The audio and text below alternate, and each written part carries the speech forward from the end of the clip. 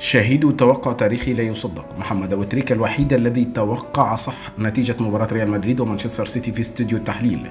شاهدوا ما توقعه وتوقع نتيجة الإياب.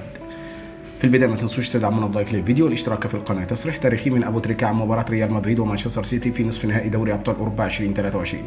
دخل ريال مدريد الشوط الأول بكل حماس وتركيز عالي، حيث كان يتوقع الجميع أن مانشستر سيتي سيدخل اللقاء ويكتسح الريال، لكن الريال فاجأ السيتي في الشوط الأول بهدف، وجاء مانشستر سيتي في الشوط الثاني بهدف، وانتهت المباراة بتعادل الفريقين. وجاء تصريح أبو تريكة في الاستوديو التحليلي قبل بداية المباراة، وسأل أحد المذيعين أبو تريكة من سيفوز اليوم بالمباراة، وقال أبو تريكة المباراة هتنتهي بالتعادل، وجميع الموجودين في الاستوديو اللي قال ريال مدريد ستفوز واللي قال مانشستر سيتي اللي هتفوز، وفعلا اللي قال أبو تريكة تحقق، وانتهت المباراة بالتعادل الإيجابي. وقال أبو تريكة عن الإياب أن المباراة ستكون صعبة والريال ممكن يعمل مفاجأة ويفوز لأنه بتاع دوري أبطال.